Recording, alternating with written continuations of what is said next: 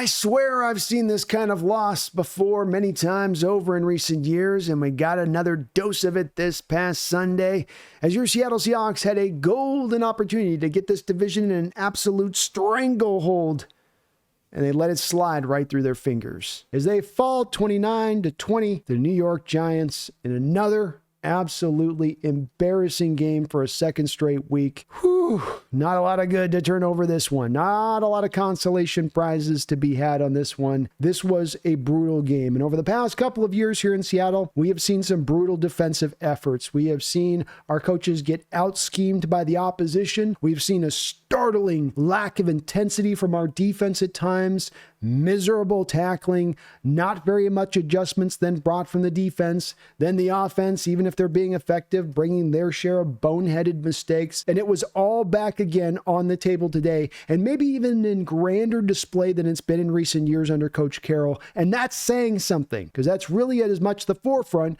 of why Coach Carroll is no longer your head coach. This is a game that's a head scratcher for me. Mr. Daniel Jones and the Giants come into this game, and you want to not make it easy for them. But what I mean by that is you don't want to lean into what's going to allow them to go find success on the back of how they want that success to happen. Good, consistent running game. Allow Daniel Jones to not have to push the ball up the field a whole lot. Allow Daniel Jones to be able to use his legs. Allow him to not be under very much pressure so he can take his time in the pocket and really assess and determine what he wants to do with the ball. And that's just what you did again today here, as the Giants were able to do whatever they wanted to offensively. Run the ball up the middle, attack the edges, throw it short. We probably should have known right from the very first drive that it was going to probably go this way. Daniel and the boys moved right up the field, and it was really a couple of different things that stood out on even that first drive that let you know this was going to maybe go a bit sideways. First, right out the gate, you know the Giants are going to work a lot of the screen game into their attack. They have no Malik Neighbors. They have no challenges on the outside. They've got to manufacture offense, and that's what Daboll did. Running two screen plays, in fact, the exact same screen plays on that very first drive, for which the Seahawks seemed to be completely unaware that it was going to be coming. You then allowed Daniel Jones also on that first drive to have three runs right up the middle of your team and good runs on all three attempts. Again, you know Daniel Jones likes to use those kind of keeper plays. Giants are going to bring out everything in this game. They're going to use all of those kind of plays, but that play specifically, and let you allowing it to kind of get hit and allow it to happen. Luckily for the Hawks, you get down to a fourth down stop, you get a little bit of penetration, you force the running back then to have to reroute to the goal line. He's scrambling, he loses his feet,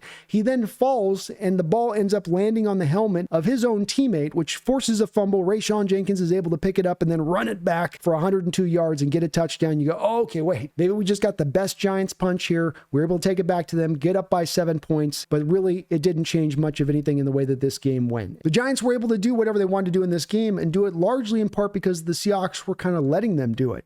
You saw a lot of the old defensive model back in place again today. You're trying to trust the front four to generate pressure. You're dropping back into these deep zone coverages, allowing a lot of space underneath for Daniel Jones to just sort of pick you apart. A lot of infrequent blitzing, a lot of infrequent stacked boxes. You made the game kind of easier on this Giants team by how you set your tactics up in this game. And it was really a carbon copy of what we saw against the Detroit Lions last week. I don't know why you saw that attack last week and said, hey, let's apply that same game plan to this Giants team again this week. That'll work even better now.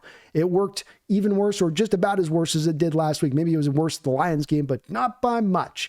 And you go, why wouldn't you try to take more to this Lions attack, especially if you're going to be shorthanded on the defensive side of the ball? Why won't you try to do something a little bit differently? So very frustrating from the standpoint of the game, not only to lose this way, not only get upset, but to have your defense get beat in the same manner by which they've been beat from years prior. This was the point of moving on from Carroll, was to change to something new, and yet this was more of the old, including even the piss poor tackling all the way down the line. I can't give anybody any really lauding in this game from a defensive standpoint. It was bad from pretty much start to finish. A couple times you got a few different stops in there, but overall you let them slowly bleed you up the football field. You let them control the clock. You let them have a pretty consistent running game throughout. The tackling again was nowhere to be seen through a lot of this game, where it seems like it takes 3, 4, 5 guys to bring down a single ball carrier. Offensively speaking, it meant a little bit like last week. If you're not perfect, you're going to have to play at a supreme excellence, and they were not at supreme excellence. They played pretty well throughout the course of this game, though there are a few things that stand out majorly from this offense.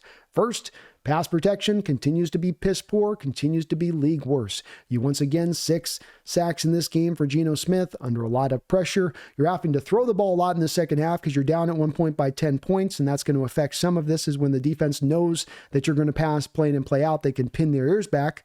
One could also say, though, this is all the more reason than why Grubb's got to find more of an early ground game to keep that defense a little bit more balanced, because these defenses are more and more over the course of the game the past 2 weeks, more and more pinning those ears back, and it's making it brutal for a pass protection unit that already, when everything is working good, is going to struggle. When they already have a balance of a running game, guys like Lincoln Tomlinson and Bradford aren't going to necessarily be great there in pass protection, so you want to give them a little bit more balance there.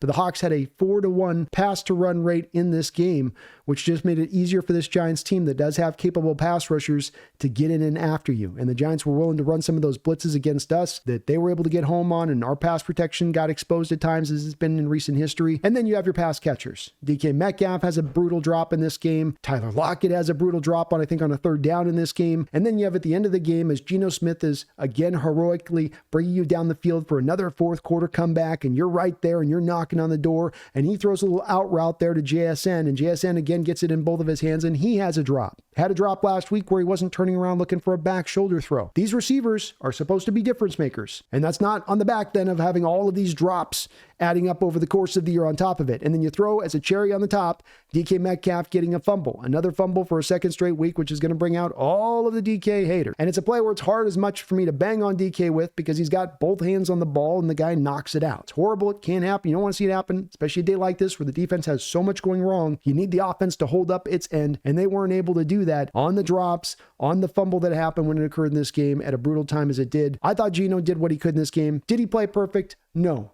But did he play well enough for you to go win this game despite all that was working against him? League worst pass protection still in play, receivers dropping balls, DK's fumble. He still did plenty on his side of it. He made some great throws, continues to show really, really good control out there in what he's doing at the line of scrimmage and trying to get the Seahawks into the right play. The degree of difficulty was up much higher in this game because of those other factors at play, but I don't think that there's any part of this game I'm going to lean back on Geno and say, Geno, you need to play better. There was one play where he he should have fallen forward instead of slid on a 3rd down, which put you into a 4th down situation instead. He's got to fall forward in those moments, but that's really the only spot in this game that I can really go after with him, as there's just many more other issues across the board to look at with this football team. I do think some in the Seahawks fandom are coming out of this game a little bit over-obsessed with that final field goal attempt, the one where their defensive tackle pushes down on our long snapper, preventing him from raising up to stop the guy from leaping over the top, and would appear to be a penalty uncalled. They're saying, hey, look, the officials screwed us once again. It cost us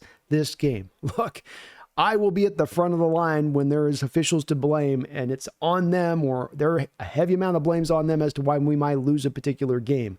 This one's a hard one for me to get to on that. That certainly should have been maybe a penalty, but you had plenty of opportunities throughout the course of this game to go out there and get this win so that it didn't have to come down to a kick.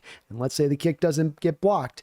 No guarantee that Jason Myers still makes the kick. Let's say the kick doesn't get blocked and Myers is able to make the kick. Well, you still have Daniel Jones and company with 3 timeouts on the board, plenty of time on the clock to get up the football field and go get a field goal attempt for game. And the way your defense had played throughout the course of the game, there was certainly no guarantee you were going to be able to stop them at that. Let's say, though, that you were then able to get them on that stop. You were still going to then have to go into overtime and still go get the win there. So even if that call had not been called, it doesn't necessarily guarantee you getting back into this game or going and getting the win, and you had plenty of opportunities in other places to go get the win, so it didn't have to come down to that. I don't know what McDonald will be able to do to get this changed from this identity that we have seen so often here from the past couple of years. It may take a long period of time. And for my takeaways from this game, it is that yes, we may be still sitting atop the division. Yes, there still is a long season to go where there is everything within our control to go out there and take. And I'm not saying season is over necessarily, but from this fan's perspective and my outlook of this game coming off the other side of it, I can't look at this team and say that this is a team capable this year of getting to a championship contending state. Maybe it can change. Maybe I'll be proven wrong with this as we get through the end of the year. But as I look at this team right now, I think that there's just too many holes and too many continuing issues that are still showing up from prior years that seem like they're going to take a long time to fix,